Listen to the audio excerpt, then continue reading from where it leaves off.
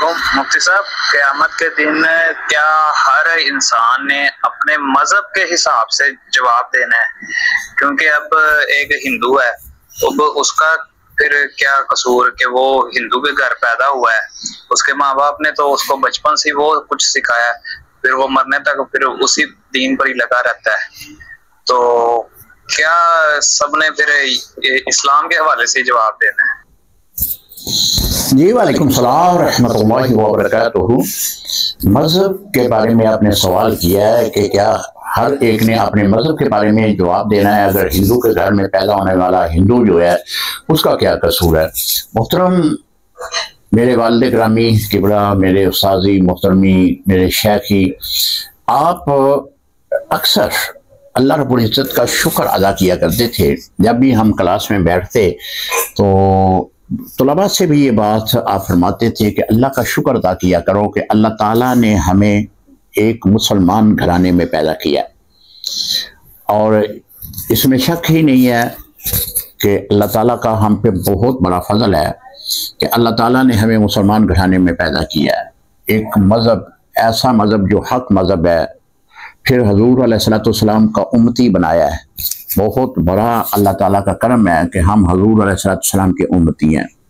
پھر اللہ تعالیٰ نے انتخاب کر لیا کہ دین کے علم کی طرف اللہ تعالیٰ نے ہمیں لگا دیا، یہ بھی اللہ تعالیٰ کا بہت بڑا شکر ہے۔ یعنی اللہ تعالیٰ کا یہ شکر ادا کریں کہ اللہ تعالیٰ نے ہمیں مسلم گھر میں پیدا کیا۔ رہی بات جو آپ نے سوال کیا ہے کہ ہندو کا کیا قصور، وہ تو ہندو گھر میں پیدا ہوا ہے۔ دیکھیں، ایک حدیث مبارکہ ہے جس کا مفہوم یہ ہے، نبی علیہ السلام نے فرمایا کہ جو بچہ بچپن میں فوت ہو جائے اس کو اللہ تعالیٰ جنت عطا کرے گا، کیونکہ بچہ جو ہے یہ فطرت اسلام پہ پیدا ہوتا ہے، تو اسلام کی بنا پہ اسے جنت عطا ہوگی۔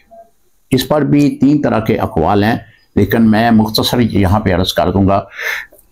پھر فرمایا کہ جب وہ بالغ ہوگا اب اس کو اختیار ہے، اللہ نے سمجھ بوجھ عطا کی ہے، وہ اپنی سمجھ بوجھ سے دیکھے کہ اللہ تعالیٰ وحدہ لا شریک ہے، یہ بت جن کے آگے وہ جھکتے ہیں، پوجا کرتے ہیں، یہ خدا نہیں ہو سکتے۔ یہ اللہ تعالیٰ نے اس کے دماغ کے اندر یہ شعور عطا کیا ہے، وہ سمجھے بوجھے اور اس بات کی تصدیق کرے کہ یہ بت جو ہیں یہ خدا نہیں ہو سکتے۔ اب وہ سمجھ بوجھ سے کام نہیں لیتا، وہ اس پر توجہ ہی نہیں دیتا، وہ اپنے آباء و اجداد کے دین پر ہی لگا رہتا ہے، تو اب اس کا خود قصور ہے، اب اس کے گناہ لکھے جائیں گے۔ وہ کفر میں چلا گیا ہے تو حالت کفر جو ہے اس میں مبتلا ہو چکا ہے۔ جس طرح کہ مکے کے لوگ بھی یہی کہتے تھے کہ اے محمد بن عبداللہ صلی اللہ علیہ وسلم، ہم آپ پر ایمان لے آتے ہیں، لیکن ہم وہ مذہب کیسے چھوڑیں جو ہمارے آباء و اجداد کا ہے، جس پر ہمارے بڑے بڑے لوگ گزر چکے ہیں بتوں کی پوجا کرتے ہوئے۔ تو یہ اگر وہ جانتے بھی ہیں، اس بات کی وہ تصدیق بھی کرتے تھے کہ حضور علیہ السلام سچے نبی ہیں، لیکن اپنے آباء و اجداد کا دین چھوڑنے کے لیے تیار نہیں تھے۔ اب ان کو سمجھ بھی ہے، جانتے بھی ہیں کہ حضور علیہ السلام اللہ کے سچے نبی اور رسول ہیں، لیکن پھر بھی تصدیق نہیں کرتے تھے۔ تو اللہ تعالیٰ نے سمجھ بوجھ ہر ایک کو عطا کی ہے۔